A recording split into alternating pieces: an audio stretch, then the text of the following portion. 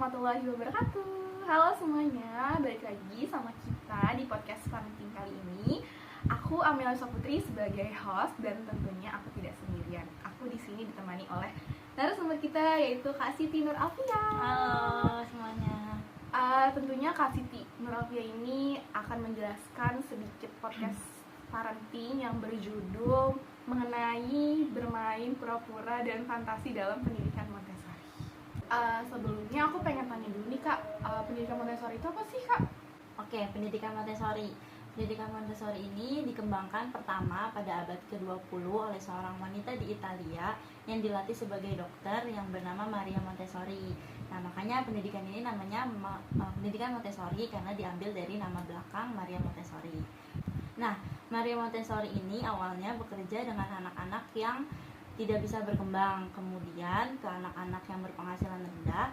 Nah, akhirnya Montessori ini memperluas pekerjaannya ke anak-anak dari semua kelas sosial di seluruh dunia.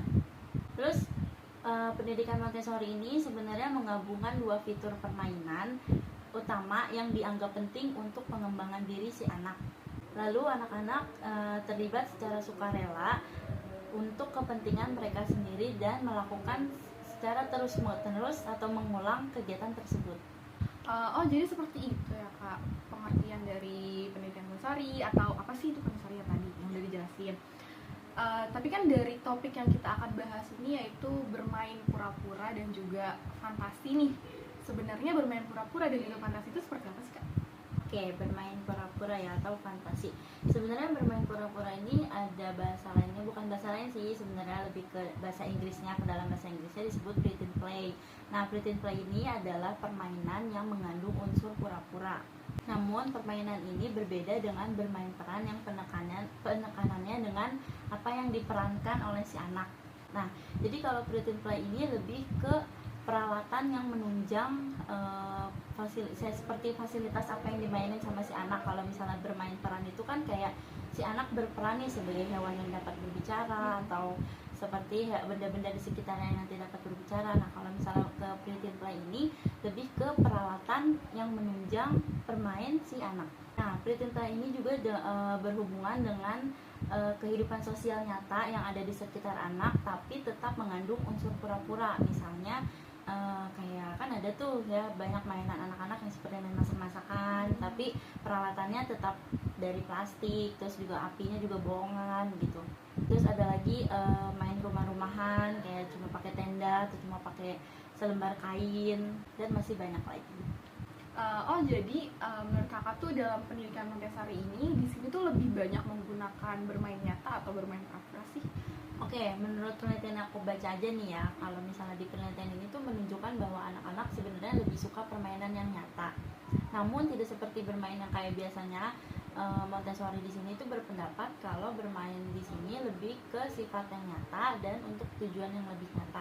Contohnya kayak kegiatan yang sehari-hari yang dilakukan kita kayak membersihkan meja, anak-anak dilatih untuk membersihkan meja, terus menyiapkan makanan seperti memasak, harus memasak dulu kan, tapi emang unsurnya itu pura-pura tapi untuk tujuan yang nyata. Dan peralatan dan fasilitasnya ini harus diukur juga sesuai kemampuan anak sama seukuran anak, misalnya mejanya harus setara dengan tinggi anak biar juga gampang dijangkaunya juga kan.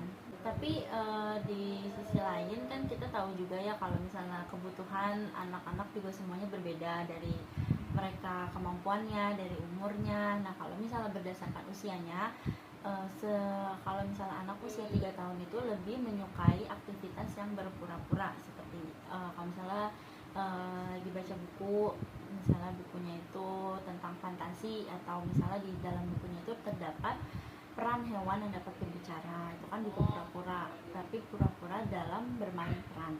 Nah, kalau untuk usia 5 tahun jelas mereka tuh lebih suka ke kegiatan yang lebih nyata. 5 tahun ke atas lah ya, lebih ke suka kegiatan yang lebih nyata. Kalau misalnya perempuan tadi lebih kesuka main masak-masakan yang emang realistis barang-barangnya atau alat-alatnya yang disediakan. Nah, tapi pada akhirnya bermain pura-pura sama nyata ini sebenarnya harus seimbang, karena bermain pura-puranya ini harus kita yang menyediakan fasilitasnya seperti tadi mainan masak-masakan, harus menyediakan fasilitas yang emang pura-pura nggak mungkin kan anak langsung nyebur ke dapur asli gitu kan, bahaya juga kena pisau atau apinya gitu. Nah untuk nyatanya ini ya kegiatan-kegiatan yang emang menghubungkan dalam kehidupan nyata yang nanti anak akan menjalankan di usia berikutnya.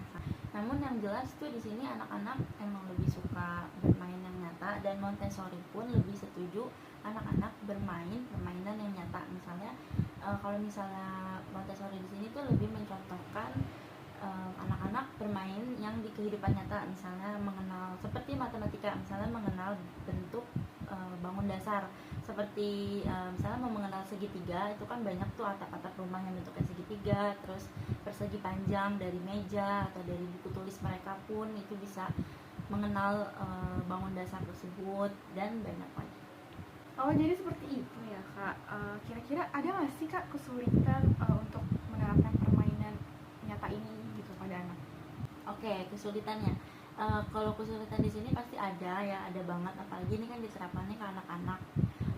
Terus apalagi kita tuh sebagai orang tua ada pasti muncul rasa khawatir kalau misalnya anak-anak tuh terjun langsung ke dunia nyata. Apalagi kalau misalnya mau ngajarin anak tuh masak, misalnya pasti kan kita butuh kayak pisau atau nanti mereka ke benda-benda panas atau tajam gitu kan, itu pasti ada banget khawatirnya di situ. Terus bahkan banyak orang tua yang tidak ingin menyediakan fasilitas-fasilitas seperti itu karena ya emang berbahaya. Terus karena emang nggak mau khawatir juga kan kenapa-napa. Terus kalau misalnya kadang kan ada yang mengenal sensory play untuk kayak misalnya lumpur atau apa, mungkin khawatir tertelan atau gimana gitu. Nah selain itu tuh selain kekhawatiran tadi, banyak orang tua yang emang sedikit banget untuk menyediakan waktunya ke anak kan, apalagi paling banyak kan kasus-kasus sekarang tuh anaknya kayak ya udahlah main HP aja gitu. Jadi ya itu nggak mau menyediakan fasilitas karena kekurangannya waktu. Oke, jadi sebenarnya bermain pura-pura dan juga nyata di sini tuh harus lebih seimbang gitu ya, karena kan pura-pura di sini tuh adalah fasilitas untuk menuju tujuan yang nyata. Oke, mungkin podcast kali ini kita sudah cukup ya, karena kita sudah banyak banget dapat informasi dari Kak Siti Nur Alfia ini tentang apa sih pendidikan Montessori, terus kendalanya apa aja, dan juga perbedaan dari permainan nyata dan juga permainan pura-pura. Mungkin saya Melisa Putri dan juga saya Siti Nur Alfia pamit undur diri, sampai jumpa di podcast selanjutnya. Bye bye. Wassalamualaikum warahmatullahi wabarakatuh.